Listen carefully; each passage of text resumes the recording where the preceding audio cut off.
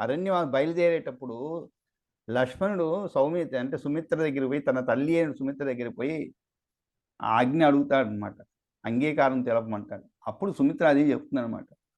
తండ్రి శ్రీరాముని తండ్రి వలె, సీతాదేవిని తల్లి వలె, అదే విధముగా అరణ్యమును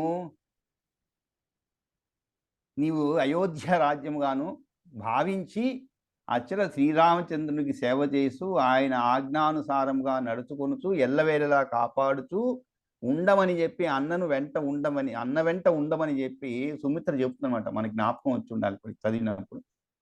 ఇవన్నీ చదివినా మనం. అందుకనే ఇక్కడ సుమిత్రానందన అని ఎందుకు చెప్పాడు, సుమిత్ర పుత్రుడా సౌమిత్రి అని ఎందుకు చెప్పాడంటే వెంటనే లక్ష్మణుడికి జ్ఞాపకం రావాలి. ఓహో, మన తల్లి ఇలా చెప్పింది కదా, శ్రీరామచంద్రుడు చెప్పిన మాట వినమని చెప్పి, కాబట్టి ధనస్సు తెమ్మన్నాడు కాబట్టి వెంటనే తెచ్చివ్వాలి మారు మాట్లాడకుండా అనేటువంటి జ్ఞాపకం